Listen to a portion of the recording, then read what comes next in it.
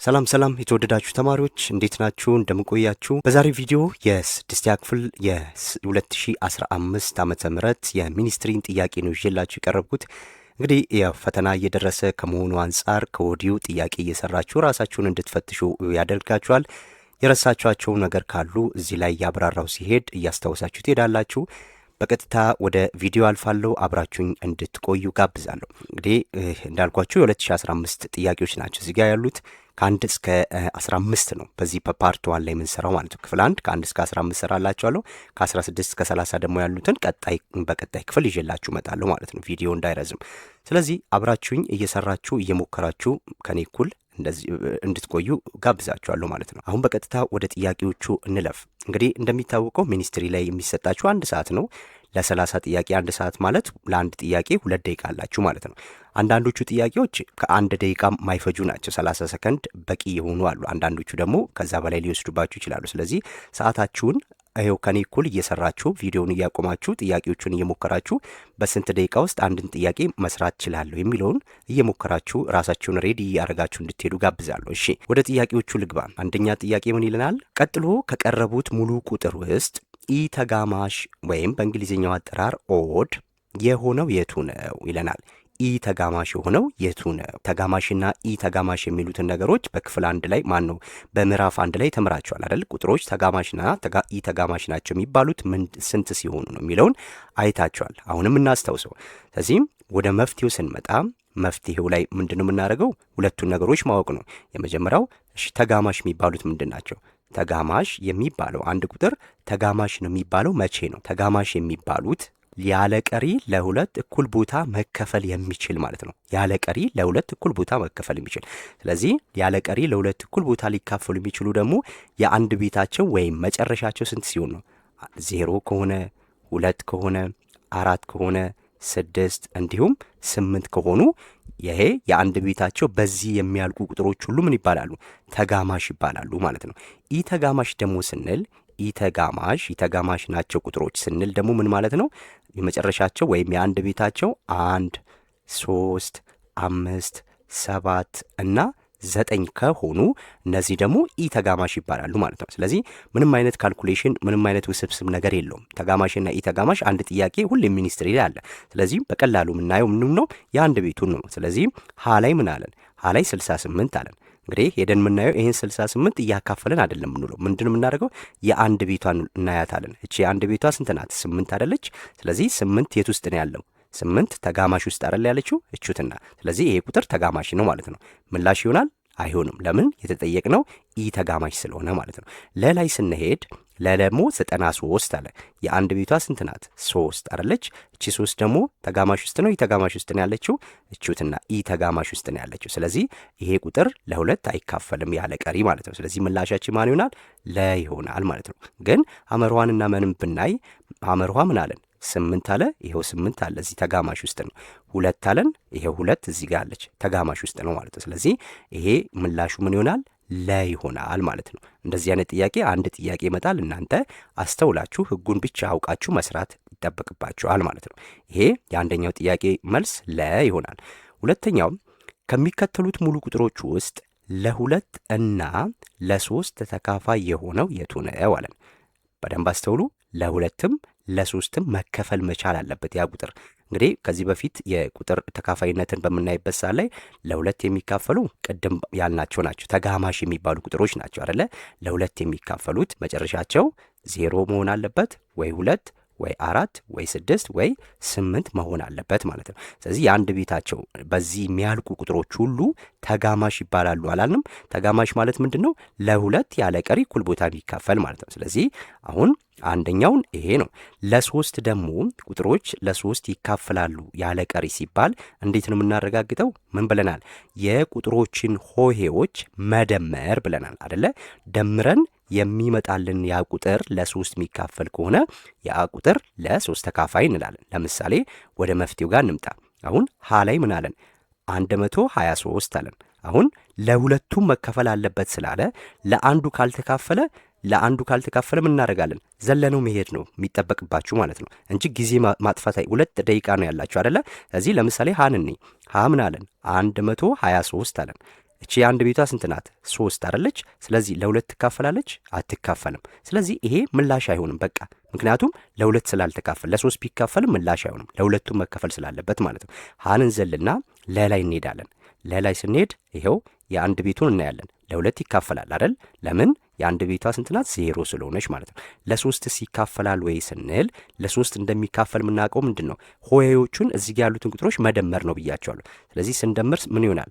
3 ሲደመር 1 ሲደመር 0 አድርገን እናስቀምጣለን። 3 ሲደመር 1 4፣ 4 ሲደመር 0 4 ሆነ ማለት ነው። 4 ለ3 ይካፈላል? አይካፈልም ማለት ነው። ይሄ ለ3 አይካፈልም። ስለዚህ ለሁለት ቢካፈልም ለ3 ስላልተካፈለ ለምላሽ አይሆንም ማለት ነው። እሺ ሐመር ዋጋ ስመጣ ለሁለት ይካፈላል? አዎ ይካፈላል። ለምን?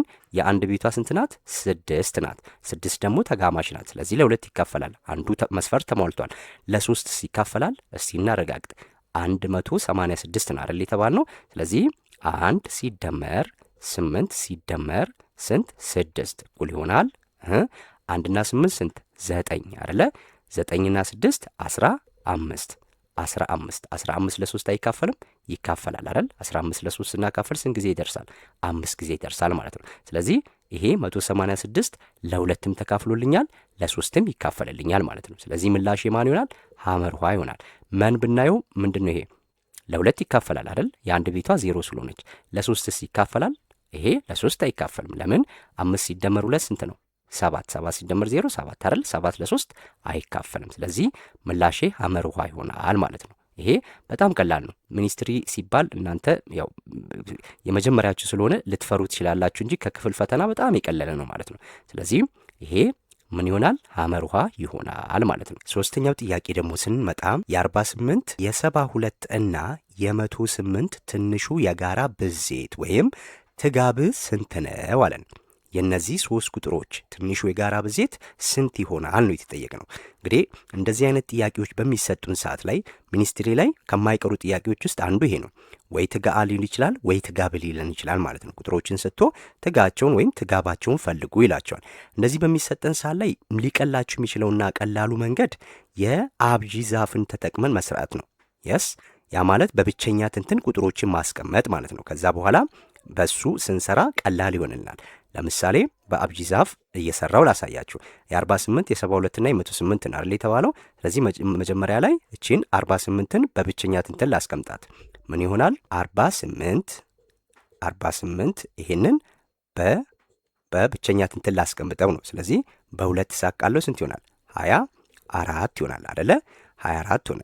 ስለዚህ 24ንም ምን አረጋለሁ? በሁለት አቃላለሁ። ስንት ይሆናል? ይሄ 12 ይሆናል አይደል? ስለዚህ ድጋሚ 12ንም በሁለት ሳቃልል ስንት ይሆናል? 6 ይሆናል።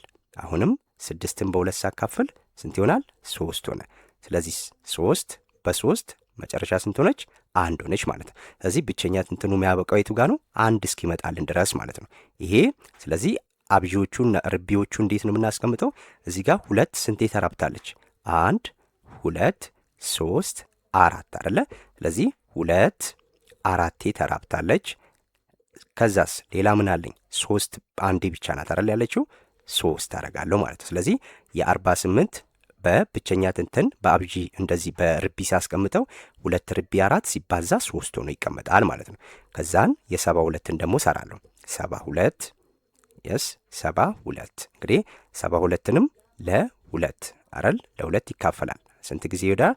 36 ጊዜ ይደርሳል ማለት ነው አይደል? ድጋሚ 36ንም ለ2 ሳቃል ስንት ይሆናል? 18 ይመጣል አይደል? ይሄም በሁለት ይሄዳል። ስንት ይሆናል? 18 ለ2 9 ጊዜ ይደርሳል። 9 በሁለት አይሄድም አይደለ? ስለዚህ በ3 ስንት ይወዳል? 3ንም በ3 ሳቃል ስንት ይሆናል? 1 ጊዜ። ስለዚህ እዚህ ጋር ቆማለሁ ማለት ነው። አሁን ርቢዎቹን ሳይ 1 2 3 2 3ቴ ተራብታለች አይደለ? 2 ርቢ 3 ሲባዛ 3 ደግሞ ስንቴ ተራብታለች? 1 2 ስለዚህ 3 2 ጊዜ ተራብታለች ማለት ነው። መጨረሻው ላይ 108ን ነው የምሰራው። የ108 ስለዚህ 108 አሁንም በሁለት ሳስኬድ ስንት ይሆናል? 54 ይመጣል። 108 ለ2 54። ከዛስ 54ም በሁለት ስንት ይሆናል? 27 ጊዜ ይደርሳል አይደለ? አሁን 27 ለ2 አይደርስም አይደል? 27 ለ3 ይደርሳል። በምን አወቅን? 2 ሲደመር 7 ስንት ነው? 9። 9 ሲካፈል ለ3 3 ጊዜ ይደርሳል። ስለዚህ 27ም ለ3 ይካፈላል ማለት ነው። ስለዚህ ለ3 የስ ይሄ እቺ 3 ናት። ለ3 ሳቃል ስንት ይሆናል? 9 ጊዜ ይደርሳል ማለት ነው። አሁንም 9ን በ3 ሳቃል ስንት ጊዜ? 3። 3ን በ3 ስንት ጊዜ ይደርሳል? 1። አሁን ይሄንን በርቢ ላስቀምጥ። 2 ስንት ተራብታለች? 2 ጊዜ ተራብታለች። ሲባዛ 3ስ 1 2 3 3 ደግሞ 3 ተራብታለች ማለት ነው። አሁን ከዚህ በኋላ እንዴት ነው ትጋአውንና ትጋብን እንደዚህ ከሰራ በኋላ ማስቀምጠው ሲባል ሁለቱንም ማወቅ አለባችሁ። እንግዲህ የተጠየቅነው ትጋብን ነው አይደለም? ትጋብን ስንሰራ እንደዚህ ካስቀመጥን በኋላ ምንድን ነው የምናደርገው? አሁን ማናቸው የጋራ ትንትኖቹ ስንል 2 እና 3 ነው። እዚህ ጋርም 2 እና 3 2 እና 3 ነው አይደለ? ሁሉም ጋር ያለው 2 እና 3 ነው። ስለዚህ ትልቅ ርቢ አሁን ለምሳሌ 2 ከ2 2 አለች አይደለ? ስለዚህ ትልቅ ርቢ ያለው 2 ስንት ነው? ይሄ እዚህ ጋር 2 ርቢ 4 ነው። እዚህ ጋር 2 ርቢ 3 ነው። እዚህ ጋር 2 ርቢ 2 ነው አይደለ? ትልቁ ርቢ ማን ነው? 2 ርቢ 4። ስለዚህ 2 ርቢ 4 አድርጌ አስቀምጣለሁ። ሲባዛ ከዛስ 3ስ 3 እዚህ ጋር አንዴ ነው የተራባችሁ። እዚህ ጋር 3 2ቴ፣ እዚህ ጋር 3 ተራብታለች። ስለዚህ 3 ርቢ 3 ምላሼ ይሆናል ማለት ነው። ይሄ ስንት ይመጣል? 2 ርቢ 4 ማለት 2ን 4 ጊዜ ስታባዙት 16 ይመጣል። ሲባዛ 3 ርቢ 3 ደግሞ ማለት 27 ይመጣል ማለት ነው። እነዚህን ሁለት ቁጥሮች ስናባዛ ስንት ይመጣል? 432 ይመጣልናል ማለት ነው። 432 ይመጣልናል። እንግዲህ እዚህ ጋር ብቸኛ ትንትን የተቀመጡ የጋራ ትንትን የሆኑትን ነው እዚህ ጋር የወሰድነው። የጋራ ትንትን ያልሆነ የለም። ለምሳሌ እዚህ ጋር ሌላ የጋራ ትንትን ያልሆነ 5 ቢኖርስ? እዚህ ጋር 5 ቢኖር እቺ 5 እዚህ ጋርና እዚህ ጋር ባይኖርም ምን ትሆናለች? ይሄን ርቢዎቹን ከወሰድን በኋላ 2 ርቢ 4 ሲባዛ 3 ርቢ 3 ካልን በኋላ የቀረው ብቸኛ ትንትን ያልሆነው ማን ነው? የጋራ ትንትን ያልሆነውንም አብረን ነበር የምንወስደው ማለት ነው። 5 ብትኖርም እዚህ ጋር 5 ትባዛ ነበር። ስለሌለች ግን ምንድነው እዚህ ጋር እነዚህን ብቻ ነው የወሰድነው ማለት ነው። ስለዚህ ምላሻችን 432 ይሆናል ማለት ነው። ነገር ግን ትጋአ ቢሆንስ? አሁን ይሄ የተጠየቅነው ትጋአውን ቢሆንስ? ትጋአ ስንወስድ ደግሞ ምንድን የምናደርገው? ትንሽ ርቢ ያላቸውን ብቻ ነው የምንወስደው። ትንሽ ርቢ ያላቸውን ብቻ፣ ያ ማለት የጋራ ትንትን ያልሆኑትን አንወስድም ማለት ነው። ስለዚህ ትንሽ ርቢ ያለው ለምሳሌ 2 ርቢ እዚህ ጋር 2 ስንቴን የተራባቸው? 2 የተራባቸው አይደለ? እቺን ወስድ ነበር ትጋአ ላይ። ከዛ 3 ስንቴ ተራብታለች? 1 ተራብታለች እቹት አይደለ? ስለዚህ 3 ሲባዛ 2 ርቢ 2 ያ ማለት 12 ይመጣ ነበር ማለት ነው። ግን የተጠየቅነው ትጋብ ስለሆነ ትጋብ ደግሞ ሁል ጊዜ ከትጋ ትልቅ ቁጥር ነው የጋራ ብዜት ስለሆነ ማለት ነው። ስለዚህ ምላሻችን 432 ይመጣል ማለት ነው። ሐመር ውሃ የሶስተኛ ጥያቄ ምላሽ ይሆናል። ጥያቄ ቁጥር 4 ደግሞ ምን ይላል? የአንድ ሙሉ ቁጥር 3 እጥፍ 144 ቢሆን ሙሉ ቁጥሩ ስንት ነው አለን። ምንድን ነው የአንድ ሙሉ ቁጥር አለ። ያ ሙሉ ቁጥር የሚታወቅ ነው? አይታወቅም። ስለዚህ ወደ መፍትሄው ጋር ስንመጣ ወደ መፍትሄያችን ጋር ስንመጣ ምንድን የምናደርገው? ይሄ የአንድ ሙሉ ቁጥር ነው ያለን። ያ ሙሉ ቁጥር አናውቀውም አይደለ? ስለዚህ ምን እንበለው? ያ ሙሉ ቁጥር ሀ አልኩት። ያ ሙሉ ቁጥር ማ አልኩት? ሀ አልኩት። ስለዚህ እንግዲህ ምንድን ያለን? ይህ ሀ ወይም የዛ የአንድ ሙሉ ቁጥር 3 እጥፍ ብሎኛል። ስለዚህ የሀ 3 እጥፍ ማለት ምን ማለት ነው? 3 ሀ ማለት ነው አይደለ? 3 እጥፍ ማለት 3 ሀ ማለት ነው። ምን ይሆናል? እጥፍ 144 ይሆናል አለን። ይሆናል ከተባለ ምንድን ነው? እኩል ይሆናል አድርገን ነው የምናስቀምጠው ማለት ነው። ስለዚህ የቺ የማትታወቀው ሀ የተባለችው ቁጥር 3 እጥፏ 144 ነው አለን። ከዛን ያቺ ሙሉ ቁጥር ስንት ናት? ያ ማለት እዚች ሀ ላይ ስንት ቢገባ ነው ከ3 ጋር ተባዝቶ ከ144 ጋር እኩል ሊያመጣል የሚችለው? እዚች ቦታ ላይ ምን ቢገባ ነው ጥያቄው። ስለዚህ ከዚህ በኋላ ምን ማድረግ ነው? ይሄንን እቺን ሀም ብቻዋን ማስቀረት፣ የማትታወቀውን ቁጥር ብቻዋን ለማስቀረት ምን አደርጋለሁ? ይሄንን ለ3 ማካፈል ማለት ነው። ይሄንንም በ3 አካፍላለሁ። ስለዚህ እቺ በዚች ስትቃለል ብቸኛዋ ማን ቀረች? እዚህ ጋር ሀ ቀረች ማለት ነው። ሀ እኩል ይሆናል ከዛም 144ን ለ3 ማካፈል ማለት ነው። 144 ለ3 ይካፈላል። ይሄ ቀጥታ ለምን እዚህ ጋር ያለው ቁጥር ስንደምር ስንት ነው? 1 ሲደመር 4 5፣ 5 ሲደመር 4 9፣ 9 ለ3 ይካፈል የለ? አዎ። ስለዚህ 144ም ለ3 ይካፈላል ማለት ነው። ቀጥታ ስናካፍል ስንት ይመጣል? ይሄንን እያካፈላችሁ ስትሰሩት ስንት ይመጣል? 48 ይመጣላችኋል ማለት። ስለዚህ 144 ሲካፈል ለ3 48 ይመጣል። ምላሻችን ምን ይሆናል? 48። እቺን 48 አሁን ሀ ቦታ ላይ ብከንት 3 ሲባዛ 48 እኮ ይሆናል 144። እሺ ጥያቄ ቁጥር 5 ደግሞ ምን ይለናል? ከሚከተሉት ውስጥ ትክክል የሆነው የቱ ነው አለን። ሀ 7 ሙሉ 5/8 እኩል ይሆናል 7.25። ለ3 ሙሉ 1/4 እኩል ይሆናል 3.5። ሐመርሃ 17/25 እኩል ይሆናል 0.068። መ 12/5 ከ2.4 ጋር እኩል ነው እያለን ነው። ስለዚህ ትክክል የሆነው ነው ያለን።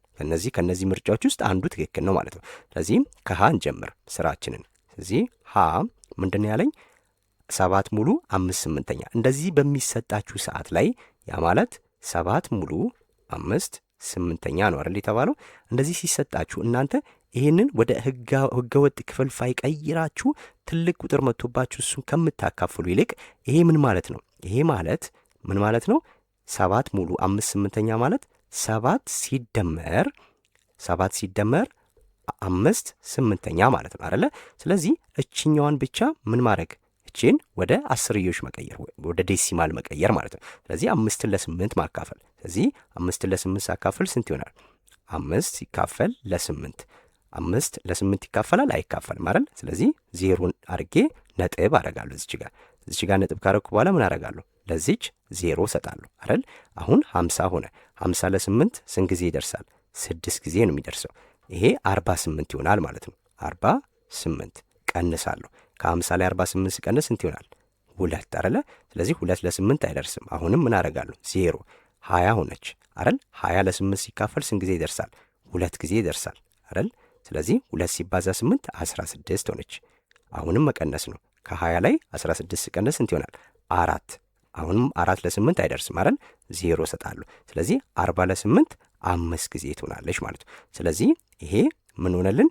እኩል ይሆናል 7 ሲደመር 5/8 ማለት ስንት ነው? ይሄው 0.672 0.625 ሆነ ማለት ነው። ይሄ ስንት ይመጣል?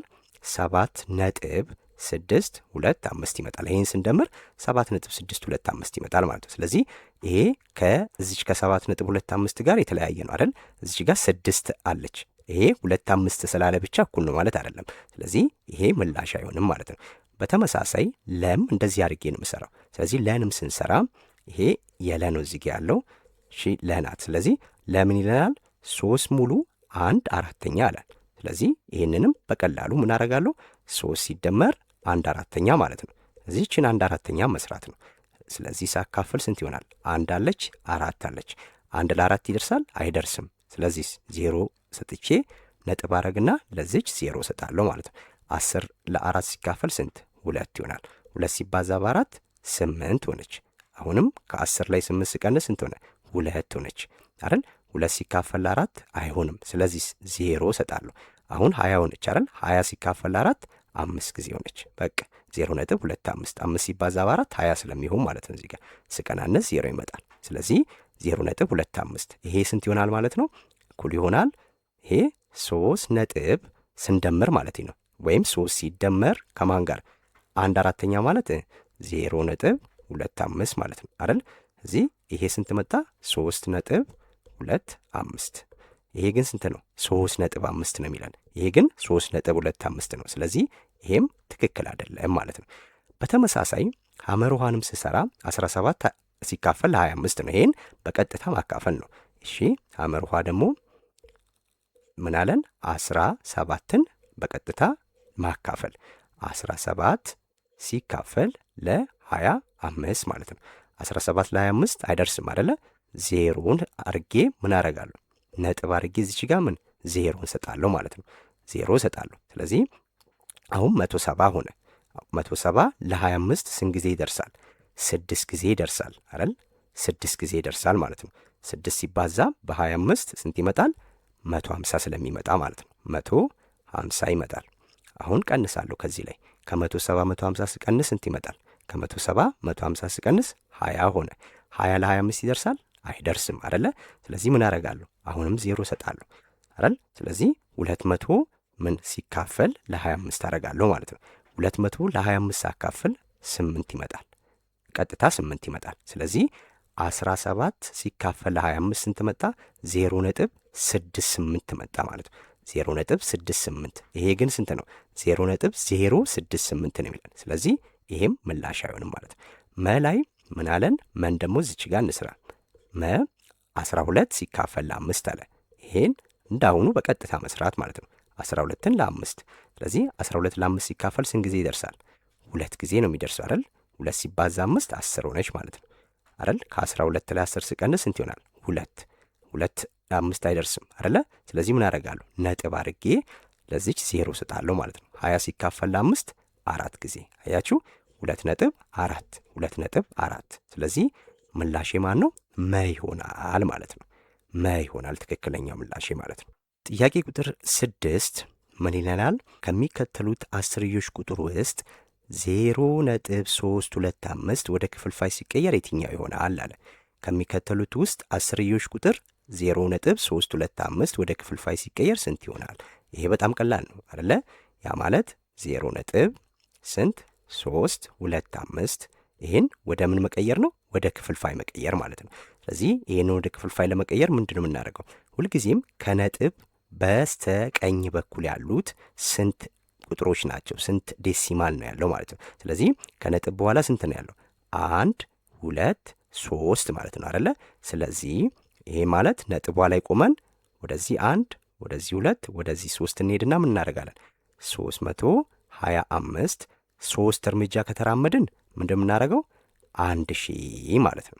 325 ለ1000 ሲካፈል ስንት ነው የሚሰጠን? 0.325 ይሰጣል ማለት ነው። ስለዚህ ትክክለኛ ምላሻችን 325 ኦቨር 1000 ይሆናል ማለት ነው። አሁን ይሄ እንግዲህ 30 ሰከንድም ላይፈጅባችሁ ይችላል። በማየት ልትመልሱም ትችላላችሁ። አንዳንድ ጥያቄዎች እንደዚህ ነው፣ ለሌሎች ጥያቄዎች እያካካስን እንድንሄድ ማለት ነው። ስለዚህ ይሄ በዚህ መመለስ ትችላላችሁ ማለት ነው። ምላሻችን ማን ይሆናል? ላይ ይሆናል ማለት ነው። 325 1000ኛ ማለት ነው። ይሄ ይሆናል። ጥያቄ ቁጥር 6 ደግሞ ድብልቅ ቁጥር 1 ሙሉ 1/5ኛ በመቶ ሲገለጽ ከሚከተሉት ውስጥ የትኛውን ይሆናል አለ። ድብልቅ ቁጥር 1 ሙሉ 1/5ኛ። ስለዚህ ምን ማድረግ? በመቶኛ ሲገለጽ ማለት ነው። በመቶኛ ሲገለጽ። ስለዚህ መጀመሪያ የምንሰራው ምንድን ነው? ይህንን ድብልቅ ቁጥር ወደ ህገወጥ ክፍልፋይ መቀየር አደለ? ስለዚህ ምን ማድረግ ነው? 1 ሙሉ 1/5ኛ ማለት እኩል ይሆናል። ይህ ምንድን ነው ማድረገው? 1 ሲባዛ 5 1 ሲባዛ በ5 ከዛስ ሲደመር እቺ ላይ ያለችው ማለት ነው 1 ሲካፈል ለማ ለዚች ለታዕቷ 5 ማለት ነው እኩል ይሆናል። ከዛ በኋላ 1 ሲባዛ 5 ስንት ነው? 5 ሲደመር 1 6 6 ስንት? 5ኛ ሆነ ማለት። ስለዚህ ይሄ መጣልን። ይሄንን ምንድን ነው ያለን? በመቶኛ ግለጹት። በመቶኛ ሲገለጽ ነው አይደል ያለን። ይሄን በመቶኛ መግለጽ ማለት በቀጥታ ምን ማድረግ ነው? ሲባዛ 100% ማለት ነው። መቶኛ ማድረግ ማለት ነው። ስለዚህ ይሄን ለመስራት ምንድን ነው ከፈለግን 6 ሲባዛ በመቶ 600 600 ሲካፈል ለ5 ማድረግ እንችላለን። ካልሆነም ደግሞ እዚሁ ጋር ማቃለል እንችላለን። ለምሳሌ ይሄን በ5 ባጠፋ 1 ነው የሚሆነው አይደለ? ስለዚህ 100ን በ5 ሳካፈል ስንት ይሆናል? ይሄ ስንት ይሆናል? 20 ይሆናል ማለት ነው። 100 ለ5 ሲካፈል 20 ይሆናል። ስለዚህ ከዚህ በኋላ 6 ሲባዛ በ20 ስንት ይሆናል? እኩል ይሆናል 6 ሲባዛ በ20 120% ይሆናል ማለት ነው። ስለዚህ 6/5ኛ በመቶኛ ሲቀመጥ ስንት ሆነ? 120% ሆነ ማለት ነው። ምላሻችን መሆነች ማለት ነው። ሁልጊዜም በመቶኛ ግለጹ ከተባለ ቀጥታ በ100% ማካፈል ነው የተሰጠንን ቁጥር። ያ የሚሰጠን ቁጥር ግን ልክ እንደዚህ ድብልቅ ሊሆን ይችላል። ምክንያቱም የእናንተን እውቀት ለመጠየቅ ነው። እዚህ ጋር ይህንን እንዴት አድርገው ይሰሩታል? መጀመሪያ ድብልቁን ወደ ክፍልፋይ ወደ ህገወጥ ክፍልፋይ ቀይረን ከዛ በኋላ በቀጥታ በመቶ ማባዛት ማለት ነው። ስለዚህ ምላሻችን 120 ይሆናል ማለት ነው። 7ኛው 8ኛው ደግሞ ከሚከተሉት ውስጥ ትክክል ያልሆነው የቱ ነው? በደንብ መጠንቀቅ ያለባችሁ ትዕዛዙን በደንብ መረዳት ነው የሚቀድመው። ሁልጊዜም ስትሰሩ ጥያቄ ትዕዛዙን በደንብ ተረዱ። ችኩል እያላችሁ ከሆነ ትክክል የሆነው አርጋችሁ ካነባችሁ ስህተት ውስጥ ነው የምትገቡት። ስለዚህ ትክክል ያልሆነው፣ ስለዚህ ከነዚህ 3ቱ ትክክል ናቸው ማለት ነው። ስለዚህ ከ4 ውስጥ አንዷ ትክክል አይደለችም። እሷ ማናት የሚለውን እያረጋገጥን የምንሄድ ነው። ስለዚህ ሀላይ ምን አለኝ? አሁን 2/5 ከ0.4 ጋር እኩል ነው አለን። ስለዚህ ምን ማድረግ ይሄንን ወደዚህ መቀየር ወይም 0.4ን ወደዚህ መቀየር። ግን የሚቀለም ማንን ነው? እዚህ ጋር የተሰጠንን ክፍልፋይ ወደ አስርዮሹ መቀየር ማለት ነው። ስለዚህ 2/5 ማለት ምንድን ነው? ቀጥታ ማካፈል ነው። ይሄንን አይደል? 2/5 ማካፈል። ስለዚህ እንዴት ላርግ? ይሄንን እዚህ ጋር 2 አለችን 5 አለችን ማለት ነው አይደል? 2 ለ5 አይደርስም አይደል? ስለዚህ ምን አረጋለሁ? 0 እሰጣለሁ። ነጥብ አድርጌ እዚች ጋር ምን አረጋለሁ? 0 አረጋለሁ ማለት ነው። 20 ሆነች አይደል? 20 ሲካፈል ለ5 ስንት? 4 ጊዜ አይደል? 4 ሲባዛ በ5 20 ሆነ ማለት ነው። ይሄንን ስቀናንስ ስንት? 0። ስለዚህ እዚሁ ጋር ያበቃል ማለት ነው። እዚህ 2/5 ከማን ጋር እኩል ነው? ከ0.4 ጋር እኩል ነው። እዚህ ትክክል ያልሆነው አሁን ትክክል የሆነው ብላችሁ ብታነቡት መጀመሪያ ላይ ትክክል የሆነ ነው የምታገኙት። ሌሎችን ሳሰሩ ይችል ልትከቡ ትችላላችሁ። እንደዚህ አይነት መቻኮል ውስጥ እንዳትገቡ በደንብ ትእዛዙን አንብቡ። ትክክል ያልሆነው ስለሆነ ይሄ ምላሻችን አይደለም። እዚህ ለጋም ሄዳለሁ ማለት ነው። ለደግሞ ምን ይለኛል? ለ4/5 ይበልጣል ከ0.5 አለ። ስለዚህ ይህንን ምን ማረጋገጥ ምን ላርግ? እቺን 4/5 ወደ አስርዮሽ መቀየር ማለት ነው። ስለዚህ ላካፍላት። እዚህ ጋር 4 አለኝ ለ5 4 ለ5 አይሆንም አይደል? ስለዚህ 0 አድርጌ ለዚች ምን 0 ሰጣለሁ። ነጥብ አለች ማለት ነው እዚህ ጋር። ስለዚህ 40 ሲካፈል ለ5 ስንት ነው? 8 ጊዜ አይደለ? 8 ሲባዛ 5 40 ሆነ ማለት ነው። ይሄን ስቀናነስ ስንት ነው? 0 አይደል? ስለዚህ ይሄ 0.8 ነው። ስለዚህ እዚህ ጋር ያለኝ ትእዛዙ ምንድን ነው? እዚህ ጋር ያለው 4/5 ማለት ስንት ነው? 0.8 አይደል? ስለዚህ ላስቀምጣት። 0.8 ይበልጣል ከ0.5። ይሄ እውነት ነው ውሸት ነው? እውነት ነው። 0.8 ይበልጣል አይደል? ይሄም እውነት ነው ማለት ነው። እኛ ሐሰት የሆነውን ነው የምንፈልገው ትክክል ያልሆነው ስለተባልም ማለት ነው። ሐመርኋ ላይ ስመጣ ሐመርኋ ደግሞ ምንድን ነው ያለኝ? ሐመርኋ 1 ሙሉ 4/5 ይበልጣል ከ1.9 አለ። እዚህ 1 ሙሉ 4/5 ልስራት መጀመሪያ። ስለዚህ 1 ሙሉ 4/5 ማለት ምን ማለት ነው? እችን 4/5 መጀመሪያ በአስርዮሽ ላስቀምጣት። 4/5 በአስርዮሽ ሰርቻታለሁ አይደለ?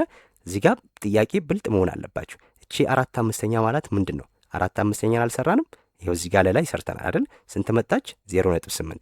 ስለዚህ ይሄ ማለት ምን ማለት ነው? ይሄ ማለት እኩል ይሆናል 1 ሲደመር 0.8 ማለት ነው። 4/5 0.8። ይሄ ስንት ይመጣል? 1 ሲደመር 0.8 1.8 ይመጣል ማለት ነው። ስለዚህ ይሄ ማለት 1.8 ነው። ስለዚህ የተባለው ምንድን ነው? 1.8 ያንሳል ከ1.9 ነው እያለኛል አይደለ? ስለዚህ 1.8 ያንሳል ከ1.9። ስለዚህ ይሄም ትክክል ነው ማለት ነው። ትክክል ያልሆነው ስለተባልን አሁን ፈተና ላይ ከሆነ እነዚህን ሶስቱን ሰራችሁ አይደል? ይሄንን እየሰራችሁ ጊዜ መግደል አይጠበቅባችሁም። በቃ የቀረች እሱ አይደለች? በቃ ምላሹ እሱ ነው ማለት ነው። 9ኛው ጥያቄ ደግሞ ምን ይለናል? ታደሰ የ6ኛ ክፍል ተማሪ ነው። ታደሰ ከቀረቡለት 30 የሂሳብ ጥያቄዎች ውስጥ 18ቱን ቢመልስ ታደሰ የመለሳቸው ጥያቄዎች ብዛት በመቶኛ ስንት ነው ነው እያለን ያለው። ስለዚህም ሐሳቡን በደንብ መረዳት መጀመሪያ ላይ። ስለዚህ የ6ኛ ክፍል ተማሪ ነው ታደሰ። ከ30 ጥያቄ ነው ልክ እንደናንተ እየተፈተነ ያለው። ከ30 ውስጥ 18ቱን መልሷል። ስለዚህ 18ቱ መለሰ ማለት ከ30 ጥያቄዎች ውስጥ በመቶኛ ምን ያህሉን መለሰ ማለት ነው። ይህንን ለመስራት ምንድን የምናደርገው? ሁልጊዜም እንደዚህ አይነት ጥያቄ የፐርሰንት ጥያቄ በሚሰጠን ሰዓት ላይ ምንድን የምናደርገው? አጠቃላዩ መጀመሪያ ስንት ነው? አጠቃላዩ ጥያቄው አጠቃላይ የጥያቄው ብዛት ስንት ነው? 30 ነው አይደለ? ይሄ 30 ነው። ስለዚህ ከ30 ውስጥ የመለሳቸው ስንት ነው? 18ቱን ነው። ስለዚህ ሁልጊዜም አጠቃላዩ ምንድን ነው የምትሆኑ? ታህት ላይ ነው የምትቀመጠው ማለት ነው። ስለዚህ ታደሰ ከ30 ጥያቄዎች ውስጥ ያ ማለት እዚህ ጋር አጠቃላዩ ከስር ይቀመጣል ማለት ነው። 30 ጥያቄ ነው አይደለ? ስለዚህ ከ30 ውስጥ ስንቱን ነው የመለሰው? 18ቱን ነው የመለሰው ማለት ነው። ስለዚህ አሁን ይህን በመቶኛ አይደለ ያለን? በመቶኛ ከተባለ ሁልጊዜ ምን ማድረግ ነው? ሲባዛ በቀጥታ በ100% ማስቀመጥ ማለት ነው። ስለዚህ ይህን መስራት ነው። ያ ማለት አሁን ይሄ ስንት ይሆናል? እቺን 0 በዚህ 0 አቃላሉ በቀላሉ አይደል? ስለዚህ እቺ በ3 1 ትሆናለች። 18 ለ3 ሲካፈል ስንት? 6 ትሆናለች። ስለዚህ ምን ቀረን? 6 ሲባዛ 10 ብቻ ነው የቀረ ማለት ነው። ይሄ 6 ሲባዛ 10 ስንት ነው? 60 ፐርሰንት ይሆናል ማለት ነው። ስለዚህ ታደሰ ከአጠቃላዩ 60%ቱን መልሷል ማለት ነው። አሁን በዚህኛው ዓመት ደግሞ ይህንኑ ጥያቄ ሰጥቶ ታደሰ ያልመለሳቸው ጥያቄዎች በመቶኛ ስንት ነው ተብሎ ቢጠየቅ የመለሳቸውን ካገኘን በኋላ ያልመለሳቸውን ለማወቅ ምን ማለት ነው? ከ100% ላይ ይሄን 60% ሲቀንስ ስንት ነው? 40% ያልመለሳቸው ናቸው። ወይም ምን ማድረግ እንችላለን? የመለሰው 18 ነው አይደል የተባለው? ያልመለሰው ስንት ነው? ያልመለሰው 12 ነው ማለት ነው። ስለዚህ ምን አደርጋለሁ? 12 ሲካፈል ለ30 ሲባዛ በ100% ሳረግ ስንት ይሆናል? ቺን 0 በዚህ 0 በ3 1 ሆነች፣ በ3 4 ሆነች አይደል? 4 ሲባዛ 10 ስንት ይሆናል? 40%። ይሄ ምንድነው? ያልመለሳቸው እኚህ ያልመለሳቸው ናቸው ማለት ነው። ይሄ ደግሞ የመለሳቸው ናቸው። ይሄ የመለሳቸው ጥያቄዎች ብዛት 60% ነው። ያልመለሳቸው 40% ነው። አንዱን ካገኘን አንዱን ማግኘት ቀላል ነው። ይህን መስራት አይጠበቅብንም። ምን ማድረግ ነው? ከ100% ላይ እችን ስቀንስ አገኛለሁ ማለት ነው። ጥያቄ ቁጥር 9 ይህን ይመስላል። ጥያቄ ቁጥር 10 ደግሞ ቀጥሎ ከቀረቡት መቶኛዎች አለ። ቀጥሎ ከቀረቡት መቶኛዎች መካከል ወደ ክፍልፋይ በትክክል የተቀየረው የቱ ነው? ስለዚህ መቶኛ ሰጥቶኛል። ያን መቶኛ በትክክል ወደ ክፍልፋይ የተቀየረው የቱ ነው? ስለዚህ ወደ መፍትያችን እንምጣ። ሀ ላይ ምንድን ነው የሰጠኝ? ስለዚህ 50% አለኝ አይደለ? 50%። ስለዚህ 50% ማለት ይሄ ወደ ክፍልፋይ ሲቀመጥ እንዴት ነው የሚቀመጠው? ይሄ ፐርሰንት ማለት ምን ማለት ነው? ይሄ 50 ሲባዛ ፐርሰንት ማለት ሁልጊዜም ምንድን ነው? 100ኛ ማለት ነው አይደለ? ፐርሰንት ማለት 100ኛ ማለት ነው። ስለዚህ ይሄ ማለት ምን ማለት ነው? 50 ኦቨር 100 ማለት ነው። ስለዚህ ሀ ላይ እንደዚህ ተቀምጧል? አልተቀመጠም። 500ኛ ነው አይደል ያለው? ግን ትክክለኛው 50 100ኛ ነው መቀመጥ ያለበት ማለት። 5 የሚሆነው መቼ ነው? እቺ 0 በዚች ብጠፋ ኖሮ ምን ይሆናል? 5 10ኛ መሆን ነበረበት። 5 10ኛ ቢለን ኖሮ እዚህ ጋር ትክክል ይሆን ነበረ፣ ምክንያቱም ስለተቃለለች ማለት ነው። ነገር ግን ሙሉውን ስላስቀምጠው 5 100ኛ ሳይሆን 50 100ኛ ነበር የሚሆነው ማለት ነው። ለላይ እንምጣ። ለደግሞ 6.7% የስ እኩል ይሆናል 67 100ኛ አለ። ይሄን ልክ እንዳሁኑ መስራት ነው። ስለዚህ 6.7% ማለት እኩል ይሆናል። ይሄ ምን ማድረግ ነው? 6.7 ምን ማድረግ ሲካፈል በቀጥታ ለመቶ ማድረግ ነው። ለመቶ አለቀ። ፐርሰንት ማለት 100ኛ ነው፣ ወይም ኦቨር ታህት ማድረግ ማለት ነው መቶን። ስለዚህ ይሄ ነው መቀመጥ የነበረበት። እዚህ ጋር ምን አለ? 67 100ኛ አለ። 67 100ኛ ነው እንዴ? አይደለም። 67 100ኛ የሚሆነው ምን ቢሆን ነበር? እቺን ወደዚህ አጣፋት ማለት ምን ማለት ነው? ታህቱንም ላዕሉንም በ10 ካተባዛ ብቻ ነው 67። ይሄንንም በ10 ይሄንንም በ10 ካባዛ ነው ምን ይሆናል? ይሄ 67 ይሆናል አይደል? ሲካፈል ይሄ ስንት ይሆናል? 1000። ስለዚህ 67 1000 መሆን የነበረበት ምን ቢሆን ነው? እንደዚህ በ10 ቢባዛ ነው። እዚህ ጋር ግን ምን አለን? 67 100ኛ ነው ያለው። 67 ካረ ግን ታህቱ መሆን ያለበት 1000 ነው አይደለ? ስለዚህ ይሄም ትክክል አይደለም ማለት ነው። ኦኬ። ስለዚህ ይሄ ሐሰት ነው፣ ይሄም ሐሰት ነው። ሐመርኋ ላይ እንምጣ። 5.2% ማለት አለን። እሺ ሐመርኋን እዚህ ጋር ልስራት። 5.2% ምን ይሆናል አለን። ልክ እዚህ ጋር የሰራሁት ጥያቄ ማለት ነው። ስለዚህ ይሄን ለመስራት ምንድን ማድረገው? 5.2 ሲካፈል ለመቶ ነው። በመቶኛ ከተባላችሁ በቀጥታ ለመቶ ማካፈል ማለት ነው። ስለዚህ እንደዚህ ይሆናል ማለት ነው። ይህንን መታችሁ ታያላችሁ። አለ የለም 52 ነው አይደል የተባለው ከላይ። ስለዚህ ይሄ 52 ከሆነ ታህቱም አብሮ ይቀየራል። ያ ማለት 52 የሚሆነው መቼ ነው? እቺ ነጥብ ወደ ቀኝ ስመጣ ማለት ነው። ሁለቱንም ከፈለግን ይህንንም በ10 ይህንንም በ10 ሲባዛ ስንት ይሆናል? 5.2 ሲባዛ በ10 52 ሆነ። ኦቨር 100 ሲባዛ በ10 1000 ሆነ ማለት ነው። ስለዚህ ይሄ ማለት ስለዚህ እዚህ ጋር ካለው ጋር ተመሳሳይ ነው አይደለ? ስለዚህ ምላሽ ማን ነው? ሐመርኋ ማለት ነው። እንዳትረሱ፣ እንደዚህ አይነት ጥያቄዎች ያምታቷቸዋል። እዚህ ጋር ደግሞ መላይ ምን አለን? 0.6% ማለት 600ኛ ነው አለ። 600ኛ የሚሆነው መቼ ነው? እቺ 0 ባትኖር ኖሮ 600ኛ ይሆን ነበር ማለት ነው። እቺ 0 ይሄ ነጥብ ነው አይደል ያለው? ነጥብ ነው። ስለዚህ 0.6 መቶኛ ነው መሆን የነበረበት ማለት ነው። ወይም 6 1000ኛ ነበር ይሄ መኖር የነበረበት። 6 1000ኛ ነው መሆን የነበረበት ማለት ነው። ስለዚህ ይህም ትክክል አይደለም። ትክክለኛው ምላሻችን ሐመር ውሃ ይሆናል ማለት ነው። እነዚህ አይነት ጥያቄዎችን ደጋግማችሁ ስትሰሩ ቀላል ነው የሚሆንላችሁ። 11ኛ ጥያቄ የ4.5 እና 5 ሙሉ 1/2 ድምር ስንት ነው አለን። ከማይቀሩ ጥያቄዎች ውስጥ አንዱ ይሄ ነው። በአራቱን የሂሳብ የስሌት መንገዶችን ተጠቅመን ክፍልፋይና አስርዮሾችን መደመር፣ መቀነስ፣ ማባዛት፣ ማካፈል አራቱም አሉ አንዳንድ ጥያቄ። ስለዚህ ይህንን በደንብ ተዘጋጅታችሁ ካሁኑ ተለማምዳችሁ መሄድ አለባችሁ። እዚህ ጋር ምን ሰጠኝ? እዚህ ጋር አስርዮሽ ሰጥቶኛል። እዚህ ጋር ደግሞ ድብልቅ ክፍልፋይ ሰጥቶኛል ማለት ነው። ስለዚህ እነዛ ምን ማድረግ ደምሩ ነው ያለን ማለት። ስለዚህ አሁን እኛ የትኛውን ወደ የትኛውን ቀይር የሚለውን እናንተ የምትወስኑት በምኑ ነው? እዚህ ጋር በተሰጣችሁ ምርጫ ነው። ምርጫው ላይ ምንድን ነው የተቀመጠው? እዚህ ጋር ምንድን ነው? በአስርዮሽ ነው አይደል የተቀመጠው። ስለዚህ ይህንን ክፍልፋይ ነው ወደ አስርዮሽ መቀየር ያለብኝ ማለት ነው። ወደ መፍትያችን ስንመጣ ምንድን ነው የተባልነው? 4.5ን ከማን ጋር ደምሩ? ከ5 ሙሉ ከ1/2 ጋር ደምሩ ነው የተባልነው። በቃ ይህንን ነው የተባልነው። ስለዚህ ይህንን ለማድረግ ምላሼ በምን እዚህ ጋር ክፍልፋይ የሚባል ነገር አታዩም አይደለ? ስለዚህ ክፍልፋይ ከሌለ እችን ክፍልፋይ ወደ አስርዮሽ መቀየር ማለት ነው። ኦኬ። ስለዚህ ይሄ ምን ማለት ነው? ይሄ 4.5 ሲደመር ይሄ ምን ማለት ነው? 5 ሲደመር ምን ማለት? 1/2 1/2 ማለት ምን ማለት ነው? 0.5 ማለት ነው አይደለ? 1/2 ስለዚህ 0.5 ማለት ነው። ይሄ 4.5 ሲደመር 5.5 ሆነ ማለት ነው። ይሄን ስንደምር 5.5 ሆነ አይደል? ይሄ ቀላል ነው። 1/2 ማለት 1ን ለ2 ስናካፍል 0.5 ይመጣል። ከዛ ከ5 ጋር ስንደምር 5.5። አሁን ይሄ ሁለቱ ስንት ይመጣሉ? ሁልጊዜም እንደዚህ አይነት ነገሮች ሲሰጠን በትክክለኛው ዴሲማል ፖይንቱን አይተን ነው ማስቀመጥ ያለብን ማለት ነው፣ ነጥቡ በትክክለኛ መቀመጡን። ስለዚህ ይሄ ከነጥብ በኋላ 1 ነው፣ እዚህ ጋም ከነጥብ በኋላ 1 ነው። ቀላል ነው። ስለዚህ እችንና እችን እንደምራለን 10 ይመጣል አይደል? 5 ሲደመር 5 10 አይደል? ስለዚህ ምን እናደርጋለን? ዜሮን እንጽፋለን።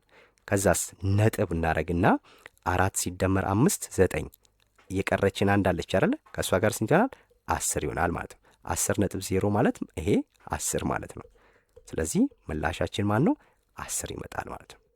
ወይም እንዳምታታችሁ እዚህ ጋር ይሄ ቀጥታ እንድትደምሩት ነው ማለት 4.5 እና 5.5 አይደል የተባላችሁት? ስንት ነው እዚህ ጋር የሚሆነው? 10 አይደል? 10 ከሆነ ዜሮን ጽፈን ምንድን ነው አንዷን እዚህ ጋር ነው የምናመጣት። እቺ ነጥብ እዚህ ጋር ትሆናለች ማለት ነው። ስለዚህ 1 ሲደመር 4 5 ከ5 ጋር 10። ይሄ 10.0 ማለት ከነጥብ በኋላ 0 ከሆነ ምንም አታስፈልግም። ስለዚህ 10 ብቻ ትሆናለች ማለት ነው። ይሄን እንደዚህ ይሰራላችሁ። እዚህ ጋር ግን ክፍልፋይ ቢሆን በክፍልፋይ ቢሆን ኖሮ የተቀመጠው ምላሻችን እችን አስርዮሽ ወደ ክፍልፋይ ቀይረን ከዚህ ክፍልፋይ ጋር መደመር ነበረብን ማለት ነው። እሺ ጥያቄ ቁጥር 12 አቶ ጀማል በግቢያቸው ውስጥ 3 ሰዎች አከራይተዋል። በግቢያቸው ስንት ሰው አከራይተዋል? 3 ሰዎች። አቶ ጀማል ቤታቸውን ለማደስ ፈለጉ። ለማደስ የሚያስፈልጋቸው ብር 6480 ሲሆን የዚህን ብር 2/3ኛውን ተከራዮቻቸው እንዲከፍሉ አደረጉ አለ። ዜን እያንዳንዳቸው ተከራይ ስንት ብር ማዋጣት አለባቸው? ስንት ብር ማዋጣት አለባቸው ነው ጥያቄ። ስለዚህ እያንዳንዳቸው ተከራይ የሚደርስባቸውን የብር መጠን የተጠየቅ ነው ማለት ነው። ከዚህ ከአጠቃላዩ ከ6480 2/3ኛውን አጠቃላይ እነዚህ ሶስቱ ተከራዮች መክፈል አለባቸው አይደለ? ስለዚህ ከዛ ውስጥ ደግሞ እያንዳንዳቸው ስንት ብር ይደርስባቸዋል? አሁን ይህን ለመስራት ምንድነው የምናደርገው? መጀመሪያ መፈለግ ያለብን የ6480 2/3ኛ ምን ስንት ነው የሚለውን ማወቅ መቻል አለብን ማለት ነው። ስለዚህ የ6480 2/3ኛ ማለት ምን ማለት ነው? ይሄን 6480 2/3ኛ ማለት ሲባዛ በ2/3ኛ ማድረግ ነው አይደለ? ይሄ ቀጥታ እንደዚህ ነው። መጀመሪያ የምንሰራው ይሄንን ነው። ስለዚህ ይሄ ስንት ይመጣል? ይሄ እሺ 6480 ሲባዛ በ2 እኩል ይሆናል። እዚች ጋር እያባዛው እንሂድ። 2 ሲባዛ 0 0 ትሆናለች አይደል? 2 ሲባዛ 8 16 6ን ጽፌ አንዳለኝ። ከዛ 2 ሲባዛ 4 8 ከአንድ ጋር 9 አይደል? 2 ሲባዛ 6 12። ስለዚህ 12960 ሆነ። ከዛስ ሲካፈል ለ3 ይሄ ስንት ይመጣል? ይህንን ላካፍልሽ እያካፈለን እንሂድ። ላሳያችሁ እያንዳንዱን ስቴፕ ማለት ነው። ስለዚህ 12960 ነው የተባልነው ሲካፈል ለስንት? ለ3። ስለዚህም አሁን እችን እዚች ጋር ከፍዬ ማካፈል ይችላል አይደል? 12 ሲካፈል ለ3 ስንት ጊዜ ይደርሳል? 4 ጊዜ ይደርሳል። 4 ሲባዛ በ3 ስንት? 12። አይደል? ስለዚህ ስቀንስ ስንት ይሆናል? ከ12 12 ዜሮ ይመጣል አይደለ? ስለዚህ ይሄ አለቀ ማለት ነው። ስለዚህ እቺን 9 ሲካፈል ለ3 ስንት? 9 ሲካፈል ለ3 3 ጊዜ። አሁን 3 ሲባዛ በ3 ስንት? 9 መጣ አይደለ? 9ም ከ9 ዜሮ ነው። ስለዚህ ይሄንም አልፈልገውም ጨርሼዋለሁ ማለት ነው። ስለዚህ እዚህ ጋር ማቀረብ 6 አለች። 6 ሲካፈል ለ3 ስንት? 2 አይደል? 2 ሲባዛ 3 6 አይደል? ይሄም ከ6 6 ሲቀንስ ምንም የለም። ስለዚህ እቺን ዜሮ ምን አደርጋለሁ? አምጥቼ እዚህ ጋር አደርጋለሁ ማለት ነው። አሁን ይሄ እንግዲህ የ6480 2/3 ስንት ነው ማለት ነው? ይሄ 4320 ይመጣል ማለት ነው። አስተውሉ፣ የ6480 2/3 4320 ነው። አሁን የተጠየቅነው ይህንን አይደለም። አሁን ይህንን ሄዳችሁ ምርጫ ውስጥ ብታዩ አለ፣ ይሄውና እዚህ ጋር 4320 ብሏል። ግን የተጠየቅነው እሱን ነው፣ እሱን አይደለም። ይሄ ከ6480 አጠቃላይ ተከራዮቹ የሚከፍሉት 2/3 ነው። ግን ከዚህ ከ4320 እያንዳንዳቸው ስንት ይደርስባቸዋል ነው የተባለው አይደለ? ስለዚህ ምን ማድረግ ነው? ተከራዮቹ ብዛት ስንት ነው? 3 ነው። ስለዚህ ይሄንን ብር 4320 ሲካፈል ለስንት? ለ3 ማድረግ ማለት ነው። በቃ ይሄ ነው እዚህ ጋር የሚመጣልን ምላሽ ነው ትክክለኛው ማለት ነው። ስለዚህ 4320 ሲካፈል ለ3 ስንት ይሆናል? እሺ አሁንም 4320 ሲካፈል ለ3 አሁን 4 ሲካፈል ለ3 ስንት ነው? አንድ ጊዜ አይደል? 1 ሲባዛ በ3 3 እንቀንሳለን። ከ4 ላይ 3 1 መጣች። 1 ለ3 ይደርሳል? አይደርስም። ስለዚህ እቺን 3 እዚህ ጋር መጣታለሁ ማለት ነው። 13 ሆነች። 13 ለ3 4 ጊዜ ማለት ነው።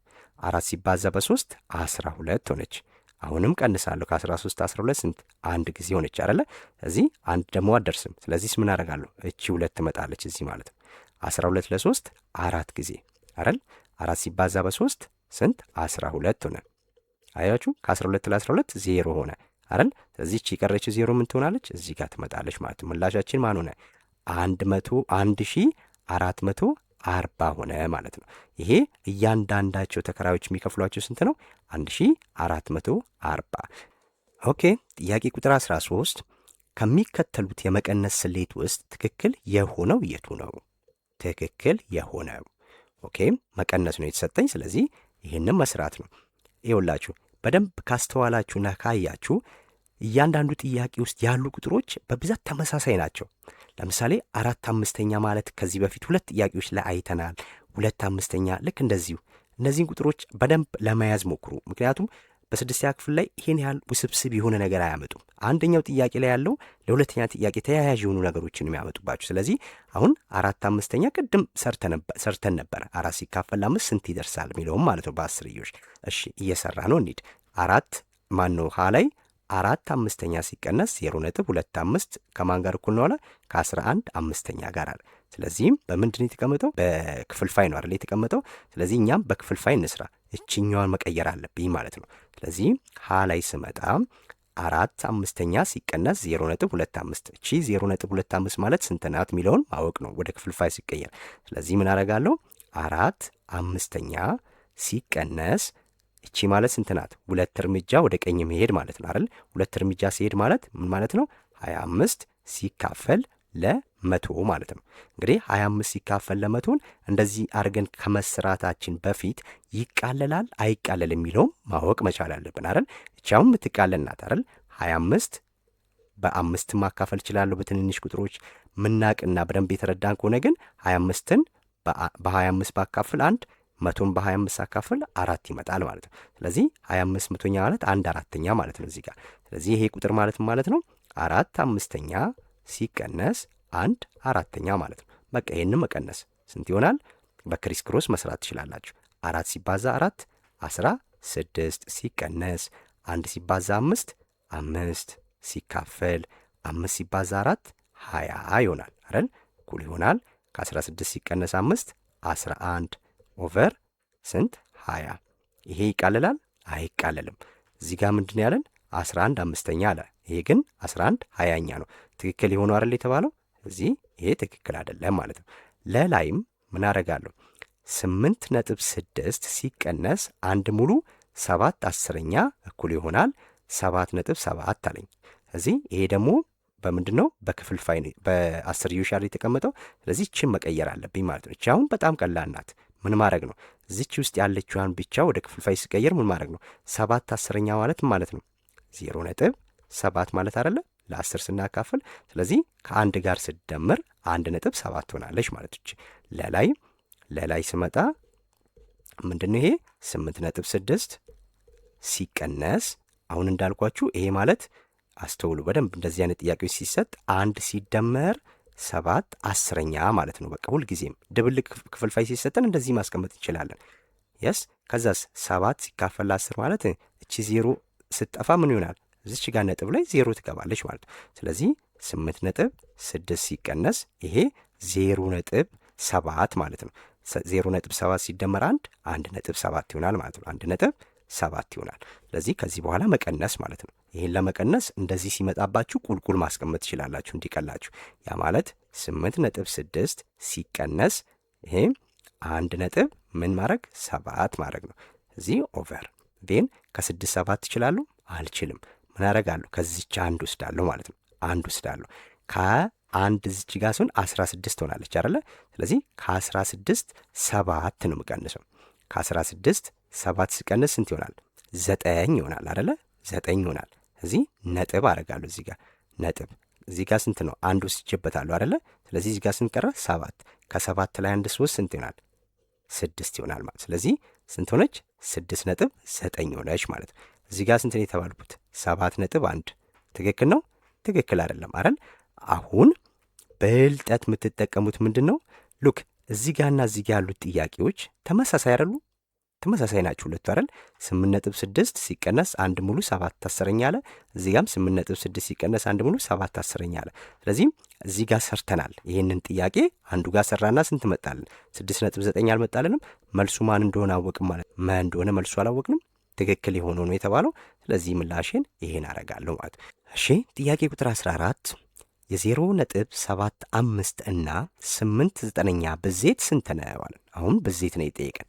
እዛ ጋ ማካፈል መቀነስ አይተናል። እዚህ መቀነስ አይተናል። እዚህ ጋር ደግሞ ምን አለን? ብዜት አለን። ስለዚህ አሁን ይህንን ቁጥር ከማባዛታችን በፊት እዚህ ጋር የተሰጠን ምርጫዎች እናያለን። ምርጫዎቼ በምንድን ነው የተቀመጡት? በክፍልፋይ ነው የተቀመጡት። ስለዚህ እኔም እችኛዋን አስርዮሽ ወደ ክፍልፋይ ቀይሬ ከዚህ ክፍልፋይ ጋር ማባዛት እችላለሁ ማለት ነው። ስለዚህ ምን ላርግ? 0.75 ማለት ምን ማለት ነው? 0.75 ማለት ምንድን ነው? ከዚች ከነጥብ ጋር ቆሜ ወደ ቀኝ ነው መጣው አይደለ? ስለዚህ ይሄ ማለት 75 ስንተኛ ማለት ነው? መቶኛ ማለት ነው። 75 መቶኛ። ይህንን ማቃለል ይችላሉ እዚሁ እንዳለ ማለት ነው። እዚሁ እንዳለ ማቃለል ይችላሉ አይደል? ይሄን በ5 ሳጣፋ ስንት ይሆናል? በ5 15 ይመጣል አይደለ? ይሄን ደግሞ በ5 ሳጣፋ ስንት ይሆናል? 20 ይሆናል። እሺ ከዚህ በኋላ ይሄዳል? አዎ። ይሄን በ5 ስንት? 3 ድጋሚ 20ን በ5 4። ስለዚህ 3/4 ማለት ነው። 0.75 ማለት ስንት ነው? 3/4 አለቀ በቃ። ስለዚህ 3/4 ሲባዛ 8/9 ማለት ነው እኩል ይሆናል። አሁን እዚሁ ላይ ያለም ምን ማድረግ እችላለሁ? ሲባዛ ከሆነ በዚህም በኩል ያሉትን ላዕልና ታህት ማጣፋት እችላለሁ። ስለዚህ አሁን እዚች ጋር አሁን በ3 እቺ 1 እቺ በ3 ስንት? 3 እቺ በ4 1 እቺ በ4 ስንት? 2። ስለዚህ ምላሼ እዚህ ጋር ማን ነው? ላዕል ላይ ማን አለ? 2 አለ። ታህት ላይስ 3 አለ ማለት ነው። ስለዚህ 2/3 ምላሼ ይሆናል ማለት ነው። እንደዚህ አድርገን በቀላሉ መስራት ትችላላችሁ። አሁን እዚህ ጋር 75 መቶኛ እያለ ብታባዙት ጊዜያችሁን ይፈጃል። መልሱን ልታመጡ ትችላላችሁ፣ ግን ጊዜያችሁን ነው የሚበላው። ስለዚህ ቶሎ እዚሁ ጋር አጣፍተን ከዛ በኋላ በትንሽ ቁጥር ስናባዛ በቀላሉ እናገኛለን ማለት ነው። ስለዚህ 14ኛው ይሄን ይሆናል ማለት ነው። የመጨረሻው ጥያቄ 5 ሙሉ 3/4 ለ2.5 ሲካፈል የሚገኘው ድርሻ ስንት ነው አለ። አያችሁ፣ መደመር፣ መቀነስ፣ ማካፈል፣ ማባዛት በክፍልፋይና በአስርዮሽ መልመድ በደንብ መስራት መቻል አለባችሁ። 4 ጥያቄዎች አሉ ማለት ነው። አያችሁ። ስለዚህ እዚህ ጋር ምን አለን? አሁን ሲካፈል ነው ያለን። እዚህ ጋር ክፍልፋይ አለ፣ እዚህ ጋር ደግሞ አስርዮሽ አለ። አሁንም ምን ማድረግ ነው? ከመስራቴ በፊት በምንድን ነው የተቀመጠው? በክፍልፋይ። ስለዚህ እችኛዋን አስርዮሽ ወደ ክፍልፋይ መቀየር ማለት ነው።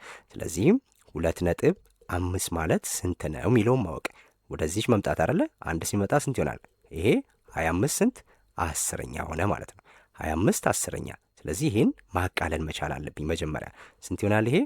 በ5 2 በ5 5 ሆነ ማለት ነው። ስለዚህ ይሄ 5 ሁለተኛ ሆነ 5 ሁለተኛ። ስለዚህ ይሄ ቁጥርን ነው ለዚህ ማካፍሉ አይደል? ይሄንንም ደግሞ ወደ ህገወጥ ክፍልፋይ ልቀይረው። ያ ማለት 5 ሙሉ 3 4ኛ ማለት እኩል ይሆናል 5 ሲባዛ 4 አይደል? 5 ሲባዛ በ4 ከዛ ሲደመር በ3 ሲካፈል ለስንት? ለ4 20 ሲደመር 3 23። ይሄ 23 ስንተኛ? አራተኛ ሆነ ማለት ነው። ስለዚህ ይሄንን ለዚህ ነው አካፍሉ የተባለው። ስለዚህ 23 4ኛ ሲካፈል ለ5 ሁለተኛ። እንግዲህ ሲካፈል ላይ ያለውን ህግ ታውቃላችሁ አይደል? ስለዚህ እችኛዋን መገልበጥ ማለት ነው። ይሄ ሲባዛ ይሆንልናል። ያ ማለት 23 4ኛ ሲባዛ እቺ ወደ ላይ ትወጣለች፣ እቺ ወደ ታች ትመጣለች። እቺ ሲባዛ ትወልንላለች ማለት ነው። ስለዚህ 2 ስንተኛ? 5ኛ። ምን አረጋለሁ? እቺን ማቃለል በ2 1 በ2 2 ሆነ ማለት ነው። እዚህ ጋር ስንቀረ 23 ኦቨር እዚህ ጋር ስንቀረ 2 ሲባዛ 5 10። ስለዚህ ምላሽ ስንት ነው? 23 10ኛ ማለት ነው። ማን ሆነ? መ ሆነ ማለት ነው። መ የሚኒስትሪ ጥያቄዎችን ከወዲሁ ጀምራችሁ መለማመድ መቻል አለባችሁ ማለት ነው። ይህን በክፍል 1 ይዤላችሁ የቀረብኩት እስከ 15 ያሉትን ነው እንዳልኳችሁ። በቀጣይ ደግሞ ሌሎቹን ይዤላችሁ እመጣለሁ። እነዚህን እናንተ በደንብ ተለማመዷቸው። ሐሳብ፣ አስተያየት፣ ጥያቄ ካለ ያልገባችሁ ነገር ካለ እንዲሰራላችሁ የምትፈልጉትም ነገር ካለ በየትኛውም ሰዓት አስቀምጡልኝ። በአፋጣኝ ምላሽ ለመስጠት ሞክራለሁ ማለት ነው። ላይክ፣ ሼር፣ ሰብስክራይብ ማድረግ አትርሱ። ለሌሎች ተማሪዎች ይህ ቪዲዮ እንዲደርስም ብታጋሩ ደስ ይለኛል። በቀጣይ እስከምንገናኝ መልካም ቆይታ።